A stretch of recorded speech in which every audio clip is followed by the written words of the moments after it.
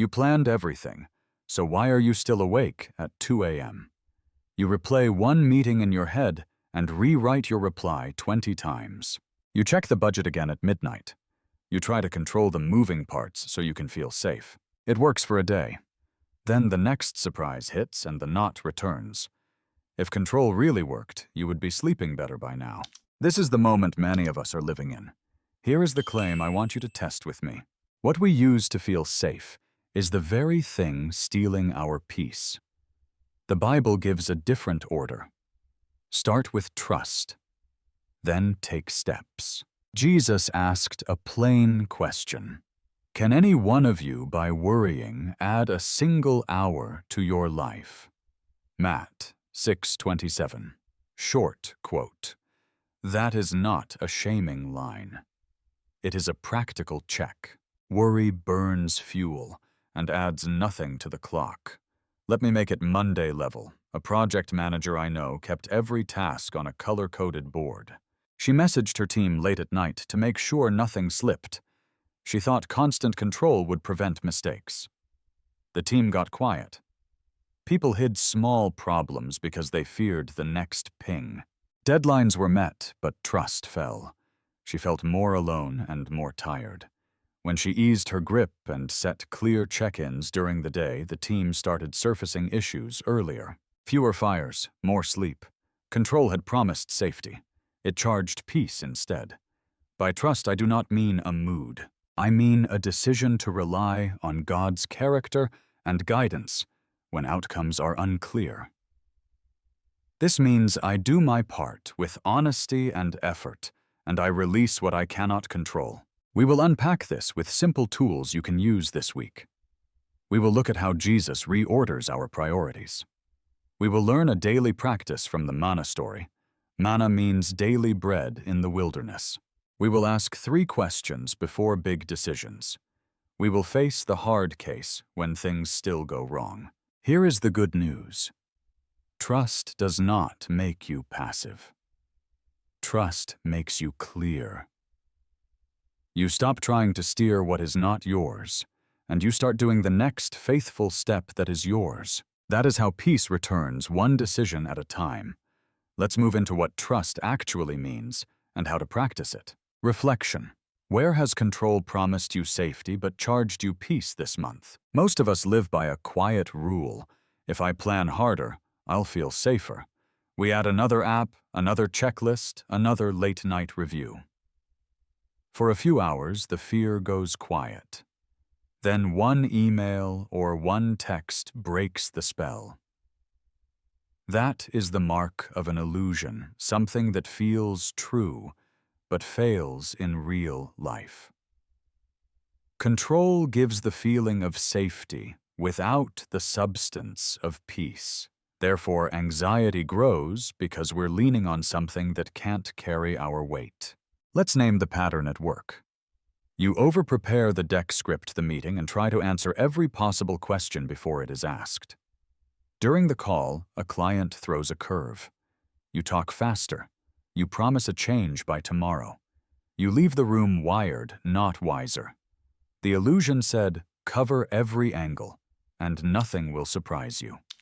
Reality said, surprises are part of life. Speed won't save you. Therefore, your heart keeps racing because your strategy depends on no one else acting human. Now bring it home. A parent I know tracked every minute of the evening homework, dinner dishes, showers, lights out. The schedule looked perfect. But kids spilled milk, argued over a charger, and needed help with a tough problem. The clock slipped. Voices rose. Bedtime became a battle. The parent wasn't cruel. They were scared of falling behind.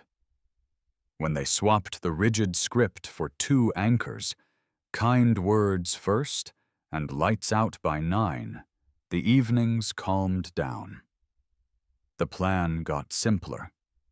The peace got stronger. Control had been the problem, not the solution. Scripture names this gently and clearly. In their hearts, humans plan their course, but the Lord establishes their steps. Prov 16. 9. Short quote. Planning is good. Making a plan is not the same as guaranteeing an outcome. Trust says, I'll plan my part and walk it. God will steady the steps I can't control. Control says, if I plan perfectly, I can force the result. Therefore, control turns you inward and tighter. Trust opens your hands so you can see what is actually happening and respond with wisdom. Here is a small test you can use this week. After you make a plan, ask, what will I do if this key part changes? Write one calm response in one line. Then stop. This is not doomsday thinking. This is loosening the grip so you can move with clarity when life shifts. Reflection. Where did your plan fall apart, even though you did everything right? And what calm response could you write for the next time? Here is a clear definition. Trust means I rely on God's character and guidance when outcomes are unclear. Character means who God is faithful, wise, good. Guidance means what God has said and how He leads through Scripture. Prayer and wise counsel trusted people who know the Bible and know me. This is steady and practical. It does not require a special feeling. It requires a choice. The Bible gives a short map. Trust in the Lord with all your heart, and lean not on your own understanding. Prov 3:5-6 short quote. Lean not on your own understanding means do not base all choices on your limited view. This does not ban thinking. It warns against acting as if your view is full and final. Therefore, trust uses your mind, but it does not worship your mind. You weigh facts, you pray, you ask counsel, and you obey what is clear even if the ending is not. Trust moves in steps. Step 1. Obey what Scripture already makes clear. Tell the truth. Keep your word. Refuse gossip spreading another's fault. Step 2. Do the next faithful action you can see. Make the call. Send the note. Submit honest work. Step 3. Release what you cannot control. You cannot control other people's reactions, the timing of results, or sudden changes. Therefore, you act where you have responsibility, and you open your hands where you do not. Let me ground this at work. A salesperson saw a chance to close a deal by hiding a small limitation in the product. Hiding looked safe. Telling the truth looked risky. Trust asked, "What has God already said?" The answer was simple. Speak truth. They told the client the limitation and suggested a workaround. The client paused. The deal did not close that day. 2 months later, the client returned and bought a larger package, saying, "I felt I could trust you." The person could not control timing. They could control honesty. Therefore, trust protected both peace and reputation, while control would have chased a quick win with a hidden cost. Here is a brief historical note. In Israel's wisdom tradition, the Proverbs heart meant the control center of thought, will, and desire.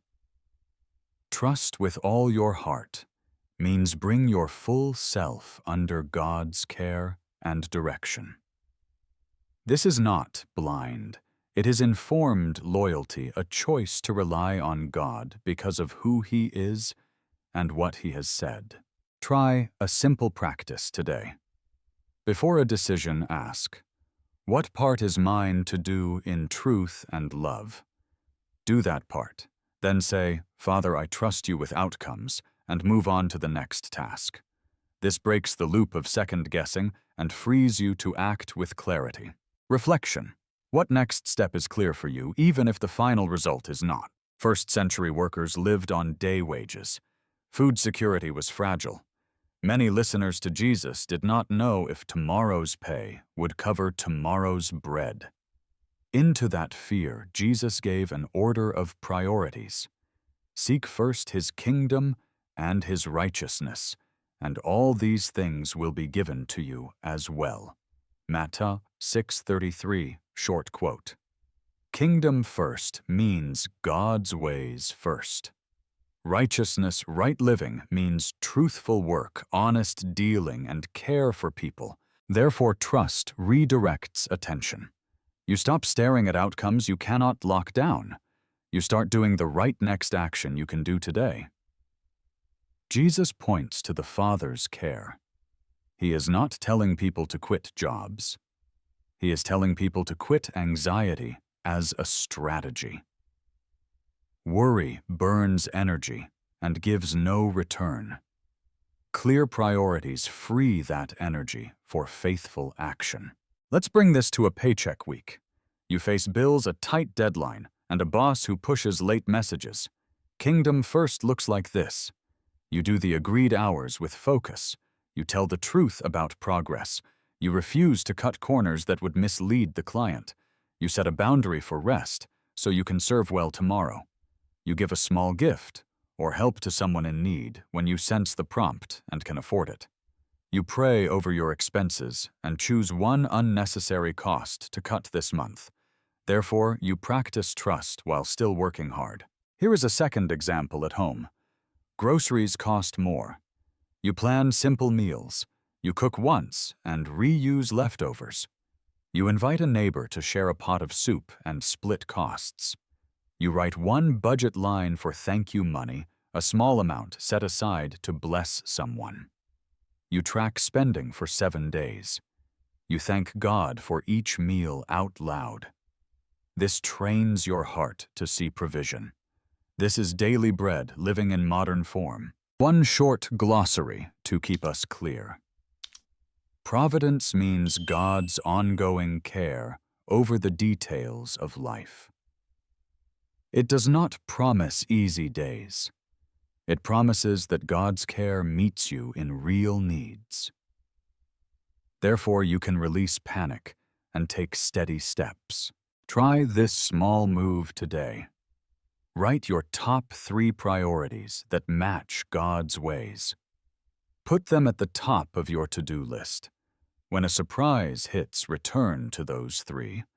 Say, Father, I will do what is right and trust you with what I cannot control. Then do the next task. Reflection. Which single priority, truth, care, or rest would change your week most if you put it first? Control feels smart at first. You get a quick hit of certainty. You push a little harder. You answer one more message. You review the plan one more time. Then the bill shows up. The bill is sleeplessness, a short temper, and thin relationships. You do more and enjoy less. Peace shrinks even while your checklist grows. Therefore, control is expensive in ways you do not see until you are tired and alone. Let's name 3 common costs. First, your body pays.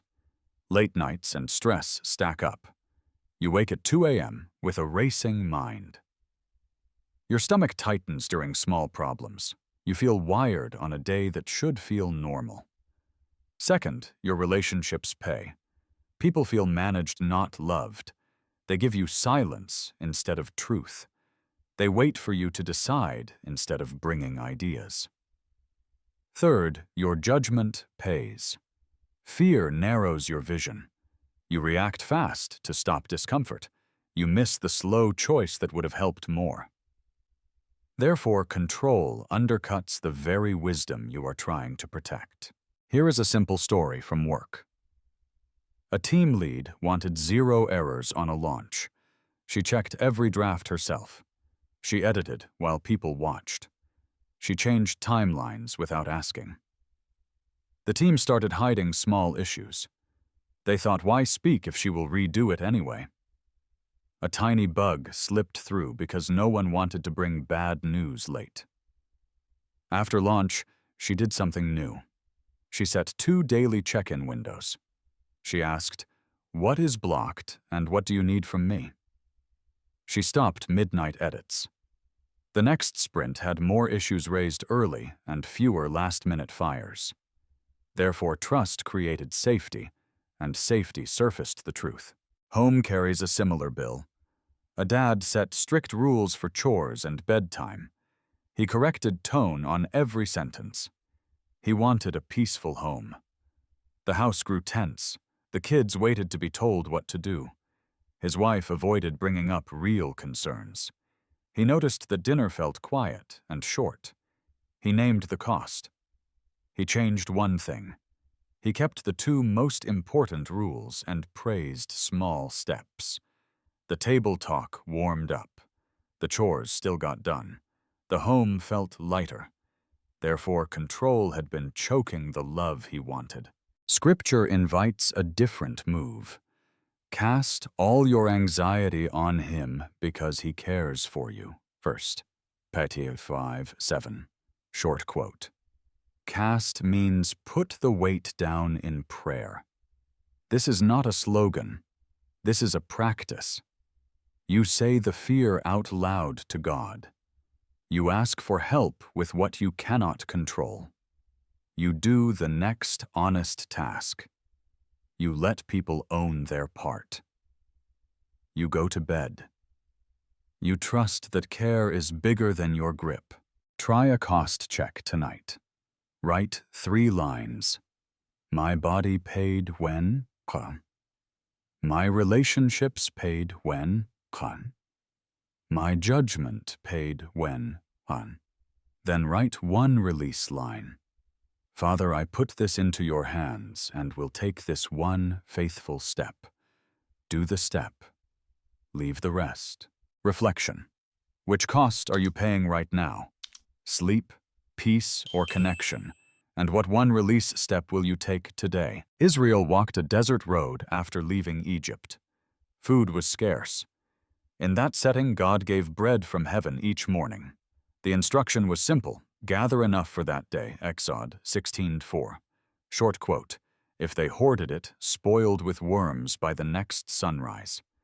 This was not a food trick. This was daily training in trust. Notice the design. Need arrives every day. Provision arrives every day. Therefore, people learn that security sits in God's care, not in stockpiles. Planning is still good. Israel had to wake up, go out, and gather. But the limit taught a boundary. Work hard today. Receive today's share. Stop when the day is done. Here is what manna, the daily bread, means for us. We often try to do tomorrow's work today. We answer emails at midnight to control outcomes. We stack back-to-back tasks to outrun worry. The result is the same as hoarding. Our extra effort spoils our peace by morning. Therefore, we practice a new limit: finish the faithful portion, then stop. Make it Monday level at work. Start with a clear list for today. Mark the top 3 tasks that truly move things forward. Do those with focus. Write 1 tomorrow list so your brain can rest. At a set time, stop. Tell your team when you will be reachable again. You are not quitting. You are honoring the manna limit, a daily boundary set for trust and health. The next morning, gather again. Bring it home. Dinner, dishes, homework, bedtime can feel like a desert sprint. Choose 2 anchors, kind words first, and lights out by a set time. If a curveball hits, protect the anchors and let lower tasks roll to tomorrow. This is not laziness. This is portion control for peace. You will serve better tomorrow because you rested today. A small historical note. Exodus places this story in the Sinai wilderness rocky desert. Little agriculture. God's lesson fit the land. People could not plant. They had to receive. The point was not to ban preparation forever. The point was to teach hearts to trust daily before building barns later in the promised land. Try the Manna timer today. Pick a stop time for work. Set a phone reminder 15 minutes before. When it chimes, finish one small task. Write the handoff note, pray one line. Father, I trust you with what is left and stop. You will feel the urge to push past it. That urge is the control reflex. Let the timer retrain it. One short verse to keep in view. Gather enough for that day, Exod 16:4. Short quote. Clear, simple, repeatable. Therefore, peace grows not by doing more, but by trusting more while doing what is yours today. Reflection. What is your honest manna limit today? And where are you most tempted to overcollect? The story sits on a mountain in the region of Moriah. God told Abraham to offer Isaac. This was a test of loyalty, a proving of the heart. God never meant for a child to be harmed. The angel stops the act. A ram appears in the thicket. The point is clear. Abraham must walk the steps he knows, while God guards the outcome he cannot see. Here is the movement. Abraham rises early. He cuts wood. He travels. He climbs. He builds an altar, a simple place for worship and sacrifice. He binds Isaac. He lifts the knife. At that point, God breaks in and provides the substitute. One short line frames Abraham's view on the way up. God will provide, Gen 22:8 short quote. Therefore, trust looks like steady obedience in the part that is yours. Provision looks like God's answer in the part that is not yours. Add a brief cultural note. In the ancient Near East offerings were common signs of devotion. Israel's scriptures reject child sacrifice and mark this story as a turning point. God reveals his character. He tests Abraham, but does not accept harm. He provides the ram. The lesson is not cruelty. The lesson is loyalty to God's voice and confidence in God's care. Bring this into a modern week. A mother faces a hard boundary with her adult son, who keeps asking for money to cover irresponsible choices. Love pushes her to say yes again. Fear of losing the relationship pulls her toward control. Trust asks for a different step. She says, I will help with food and job applications, but I will not fund the cycle. She walks the steps she knows: kindness, truth, and a clear line. She releases the outcome, whether he gets angry, how fast he changes when he returns. Weeks are tense. Then he takes a part-time job and asks for budget help. She did not control him. She trusted God with him. The ram was not visible on day one. The provision came later. Another case sits at work. You tell the truth about a flaw before a product demo. You expect to lose the sale. You do the right step anyway. The client pauses. They ask for a plan to fix the flaw. They choose a smaller pilot and extend later. Your part was honesty and effort. The outcome was timing and favor. Therefore, trust protects your peace and your name, while control would have chased a short-term win with long-term damage. Here is a small practice. Name one outcome you cannot control. Write it on a card. Under it, write one step you can take in faith and integrity. Do that step today. When fear spikes, read the card and pray one line. Father, I do my part, and I trust you to provide what I cannot. Then return to the task in front of you. Reflection. What outcome on the altar do you need to release today? And what single faithful step is yours to take? Many people hear trust God and think do nothing and hope. That is not trust. That is passivity, refusing to act when action is needed. Others hear trust God and think, if I say the right words, God will cancel consequences. That is magical thinking, treating God like a tool to force outcomes. The Bible gives a different path. You act with integrity and diligence. You release control of results. In quietness and trust is your strength, Issa 30. 15a, short quote. Quietness means a settled heart while you do the next right thing. Trust means you refuse to grip the outcome. Here is a simple diagram in words. God's part, guidance, provision, timing, and the hearts of other people. My part, honesty, effort, skill, growth, boundaries, and follow-through. Therefore, I focus on my part every day. I pray for God's part every day. I do not trade them. A boundary protects trust.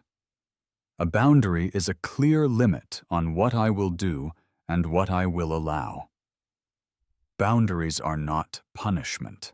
Boundaries are stewardship. Careful management of what God has given me. Example at work.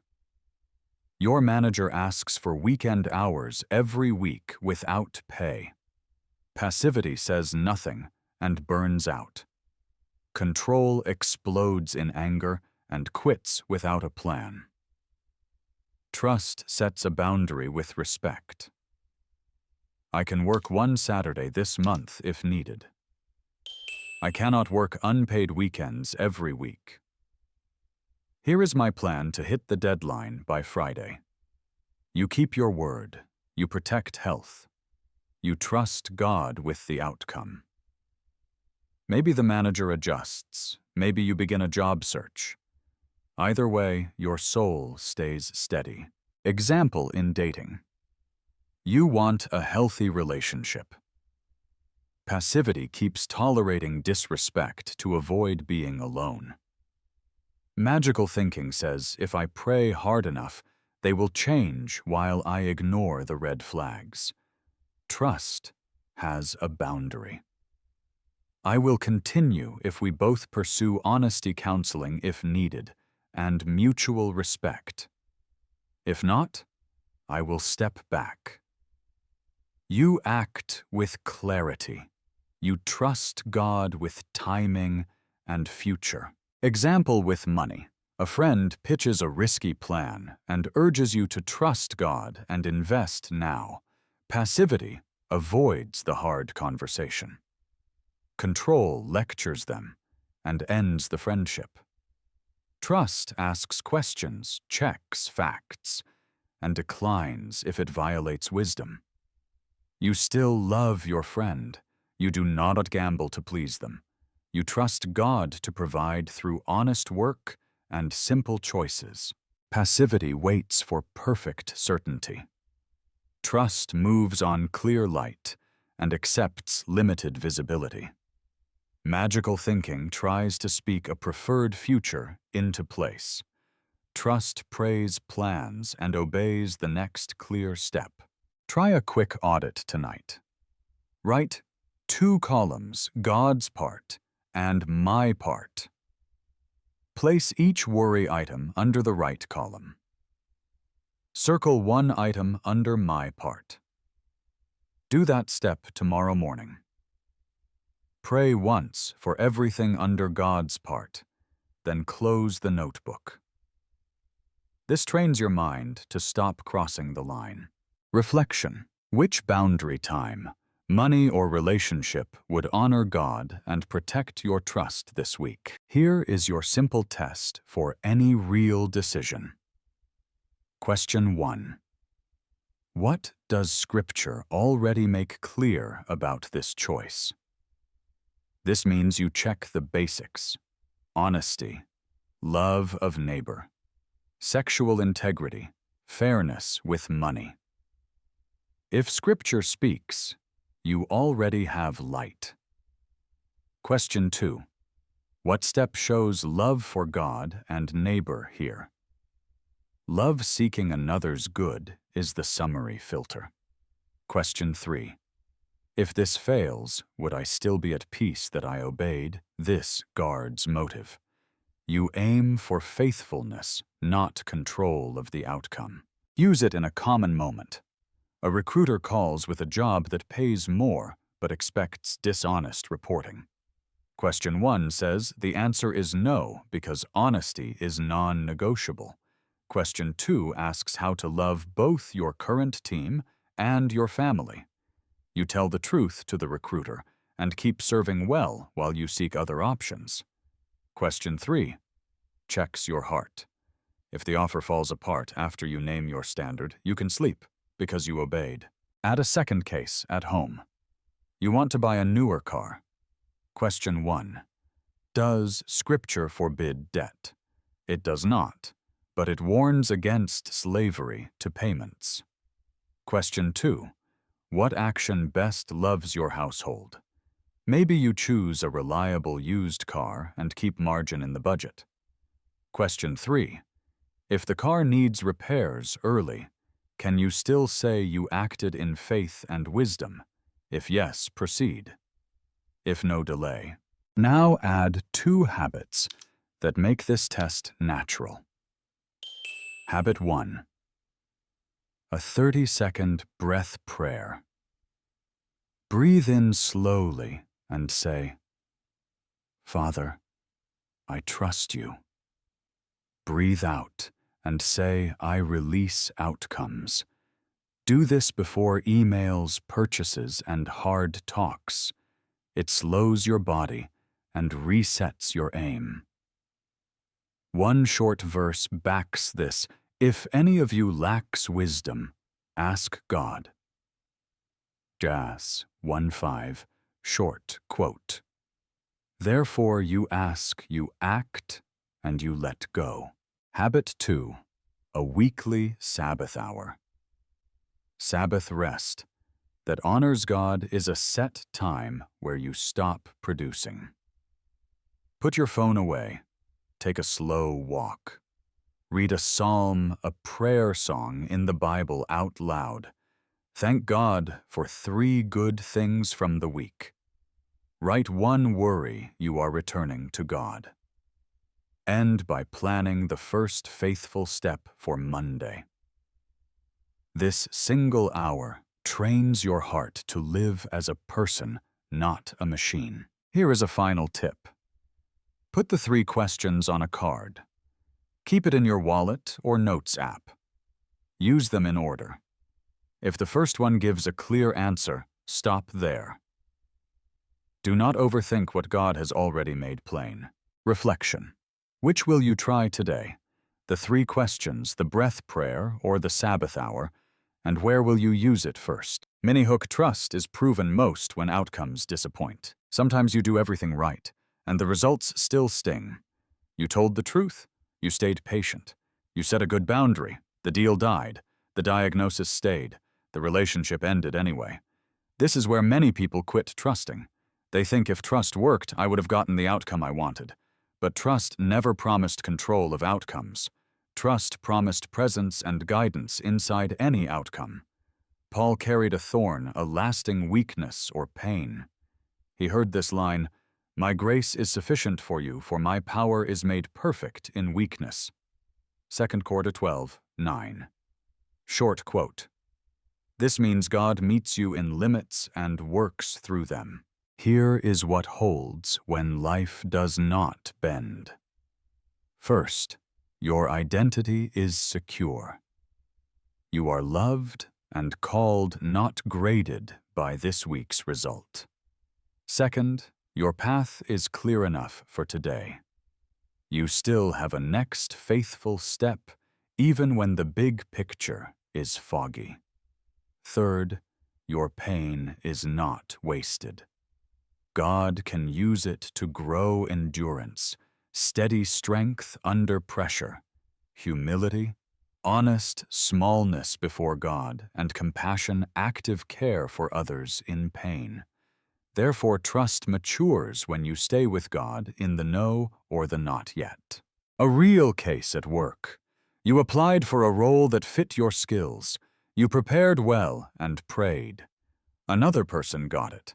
Control would push you to scramble for quick validation or to sour on the team. Trust helps you grieve. Then ask 2 questions.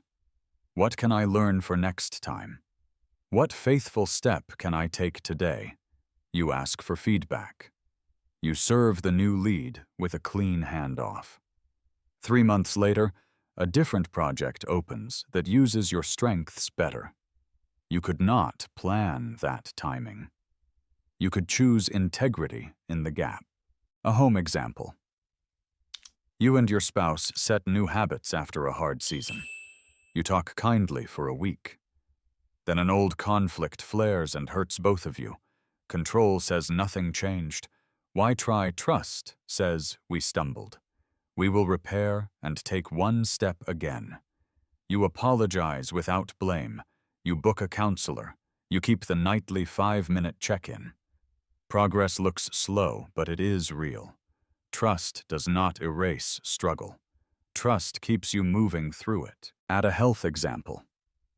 You practiced rest and prayer. You asked friends to support you. The medical news still came back hard. Control hunts for secret formulas online and spikes fear.